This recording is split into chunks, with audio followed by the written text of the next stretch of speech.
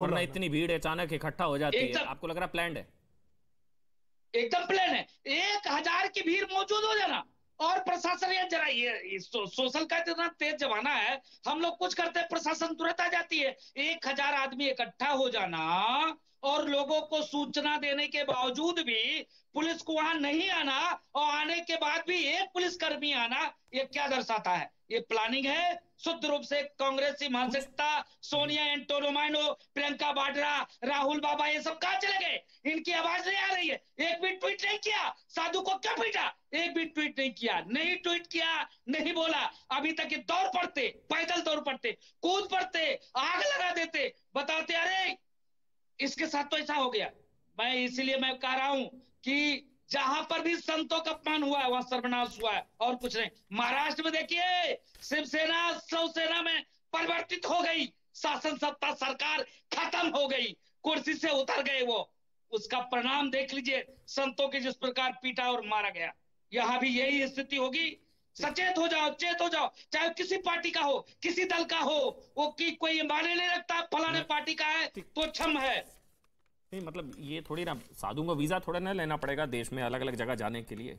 उनको वीजा लेना पड़ेगा, परमिशन लेनी पड़ेगी साधुओं को जाने के लिए। नहीं वो भाई डॉक्यूमेंट्स दिखाने पड़ेंगे, वो ठीक है, आधार दिखाइए, सारी चीजें होनी चाहिए, वो दिखाने पड़ेंगे, कोई डाउट नहीं है, वो नियम सबके लिए बराबर है। कुछ सन्यासी नहीं बनवाते हैं। नहीं मतलब सन्यासी इतने कटे होते हैं, उनको आधार से कोई ताल्लुक ही नहीं है। मतलब कागज नहीं दिखाएंगे तो फिर पीटे जाएंगे। खैर वो अलग, यही मैं कहना चाह रहा था। मैं एक मिनट, हाजी मेहरुद्दीन, फिर मैं आ रहा हूँ, मुझे आपके पास आऊंगा जी। हाजी मैं आपको भी कोई लगता है कि प्लान, ये कुछ इस तरह का प्लान है? मतलब एक महीने में 6 आपको कोई डाउट होता है, शक होता है? मैं अमन जी एक बात कहूंगा, ये भीड़ तंत्र का जो मामला है 2014 के बाद से शुरू हुआ है।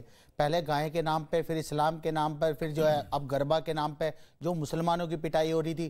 तो सरकारों का काम है ये देखना कि क्या गलत है क्या सही है। मगर मैं एक बात कहूंगा, साधु संतों की जो पिटाई हुई है, जो उनके ऊपर जो आरोप लगे हैं, अभी ये जांच का विषय है। वो अलवर के रहने वाले वहां क्या कर रहे थे, बात तो ये भी होगी। तो सारी चीजें नहीं अमन जी बात तो होगी, क्या करने गए थे वहां पर? मतलब वहां क्या करने गए थे? वो क्या करने गए थे? हाँ बताइए। कोई राजस्थान का है, पूछिए क्या करने गए थे? वो छत्तीसगढ़ दूर नहीं जा सकता। अरे शासन प्रशासन क्या कर रहा था? अच्छा जाएंगे तो भीड़ तंत्र अगर किसी को पीटते, भीड़ तंत्र को अगर आजादी दी है और उनका समर्थन किया है तो बीजेपी और कल तक संत समाज कर रहा था कि जो मुसलमानों की लिंचिंग हो रही थी तब एक भी हिंदू भाई ने और हमारे जो बैठे संत साहब किसी ने ये नहीं कहा कि हम इसका कंडेम करते हैं और उनके समर्थन में खड़े हो गए, उन्हें फूल मालाओं से स्वागत किया जा रहा है उनका। रंगरेज साहब एक सवाल, कहाँ रहते हैं? मैं दिल्ली में रहता हूं। दिल्ली रहता है। कहीं गुड़गांव में रोक के किसी ने आपको पीट दिया, कह दिया बच्चा चोरी का शक था, किसी ने आप गए गाड़ी में, आपके ऊपर कम्मा डाला और आपको पीट दिया और कह दिया इस पर बच्चा चोरी कर, तब भी आप ये कहेंगे कि मैं गुड़गांव क्या कर रहा था, मेरी गलती थी? देखिए मेरे पास आईडी होनी चाहिए अमन जी, मेरे पास अगर कोई मुझसे पूछता है, रोकता है, आईडी है। हाँ आईडी थी 6 जगह, 7 जगह, 6 5 अक्टूबर, 27 सितंबर, 13 सितंबर, 9 सितंबर, 12 सितंबर। आईडी नहीं होगी तो पीट देंगे। आप अमन जी सरकार से सवाल पूछिए ना, सरकार क्या कर रही है? सत्ता में कौन है? केंद्र में सरकार किसकी है? राज्य में सरकार किसकी है? अधिकतर राज्यों में छत्तीसगढ़ बीजेपी की है। उन्हीं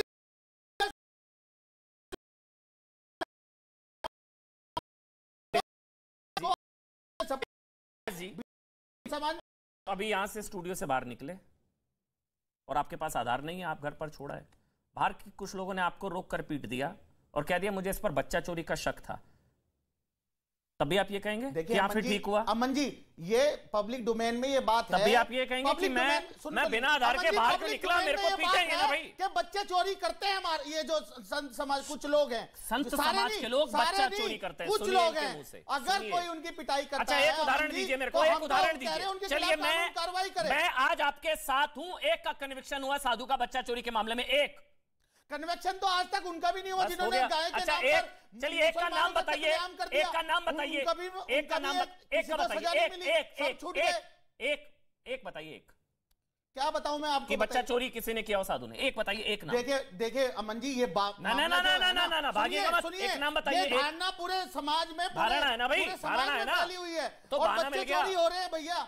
अमन जी बच्चे चोरी हो रहे हैं, जो आज दिल्ली में जो इतनी भुखमरी और जो भिखारी भीख मांगते हैं राज्य तो राज्य में, वो बच्चे कौन होते हैं? वही बच्चे होते हैं जो अगवा किए जाते हैं, फिर उनसे भीख मंगवा कर कमाई की जाती है। हाजी मेहरुद्दीन जी कुछ मदरसों में भी रेप हो गए, हुए ना कुछ मदरसों में? अब एक मिनट, तो फिर सारे मौलवियों को रेपिस्ट तो नहीं कह देंगे ना, ये कह देंगे। और जहां पकड़ेंगे मौलवी को पीट दो, कह दो कि ये रेपिस्ट नजर आ रहा था। ऐसा नहीं होगा ना, ऐसा नहीं होगा ना। आप ऐसा है, भीड़ तंत्र को किसने दी जगह? मेरे कहने का मतलब है हाजी मेहरुद्दीन चलिए अगर इसमें शुरू में ही रोक लगा दी होती तो आज भीड़ ऐसा ना करती, भीड़ को सपोर्ट किया गया। एक मिनट में अब बोलिए सौम्य दीपंकर, एक मिनट। हाँ सौम्य दीपंकर बोलिए। मेरे साथ जो है इस समय अम्मू जी भी है, अम्मू जी के पास मैं जा रहा हूँ, लेकिन पहले सौम्य दीपंकर बोलिए। मैं अमन भाई आपसे आपत्ति दर्ज कराता हूं और मैं बहुत शुभ मन से यह कह रहा हूं, इतनी गंभीर डिबेट में कम से कम ये नहीं सब करना चाहिए। अगर एक आपके कहे वाक्य को अगर जो ये पूरा कर पाए हो मात्र चिल्लाने के, और मुझे ये उम्मीद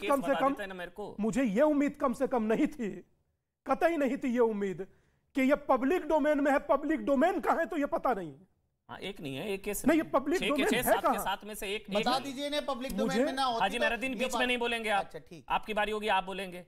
मतलब कि मुझे रोचकता इस बात को लेकर के लग रही है कि साथ में बैठ करके कितना कोई शर्त लगाकर भी इतना झूठ नहीं बोल पाता। मतलब इससे जबरदस्त और क्या हो सकती हैं चीजें जो सुनिश्चित कर बोली जा रही हैं। मगर मैं फिर आप सबसे एक बात कहूंगा, और मैं अमन भाई आपका शो दुनिया में देखा जाता है, देश की सरकारें देख रही हैं सन्यासियों की रक्षा के लिए कुछ कीजिए। वैसे तो सन्यासी स्वयं अपनी रक्षा के लिए ताकतवर होता है, मगर जो घटना घट रही है अमन भाई, ये बिल्कुल जस्टिफाई नहीं की जा सकती। मुझे अब आप बोलिए, फिर मैं मंत्र राजूदास जी आ रहा हूं, मुझे पता आप बोलना चाह रहे हैं, आप जवाब देना चाह रहे हैं मेहरुद्दीन जी को, लेकिन मैं एक मिनट आ रहा हूं। लेकिन पहले अम्मू जी का कमेंट ले लेता हूं। अम्मू जी, मुझे लग रहा है बहाना मिल गया साधुओं को पीटने का। पीट दो, फिर क्या तो बच्चा चोरी का शक था। अभी मेहरुद्दीन कह रहे हैं कि भाई शक है, साधुओं पर शक होता है, संतों पर शक होता है, इनको संतों के देश में संतों पर शक हो रहा है। चलिए हो रहा है, ठीक है, ये तो लग रहा है बहाना मिल गया। पीट दो, फिर क्या तो बच्चा चोरी का शक था। साधुओं की पिटाई का नया बहाना, बच्चा चोरी आया ना। अमन जी क्या है, सनातनियों का अपमान, भगवा का अपमान, हिंदू धर्म के साथ खिलवाड़, और जिस प्रकार से मेहरुद्दीन साहब बोल रहे हैं, मॉब लिंचिंग करके बॉलीवुड से लेके कैंडल गैंग ने पूरे हिंदुस्तान को सर पे उठा लिया था।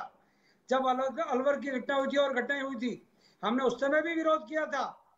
हमने कभी किसी धर्म के, किसी साधु का, किसी संत का, किसी मौलवी का अपमान हुआ हो, हमने कभी उसके पक्ष में नहीं, हमने विरोध किया होगा उनका। परंतु जिस प्रकार की घटनाएं आज कांग्रेस शासित राज्यों में हो रही है, पालघर में जो घटनाएं हुई, सांगली में जो घटनाएं हुई, अब दुर्ग में हुई है, ये किन लोगों का राज है? फैशन बन गया है ये। इससे नीच हरकत कोई नहीं हो सकती। साधु सन्यासियों के ऊपर हमला और इस प्रकार से हमला, ये लिंचिंग नहीं है, कोई नहीं बोल रहा। ये तो मैं न्यूज़ 18 का धन्यवाद करता हूं। अमन भाई आपका धन्यवाद कि आप कम से कम इस बात को उठा रहे हैं। लोग ब्रेकिंग बना के भूल जाते हैं, परंतु जिस प्रकार से सनातनियों का अपमान हो रहा है, साधु संतों के साथ ये जो घटनाएं हो रही है, इससे नीच कर्म मेरे हिंदुस्तान के अंदर, मेरे हिंदू धर्म का अपमान हो नहीं सकता।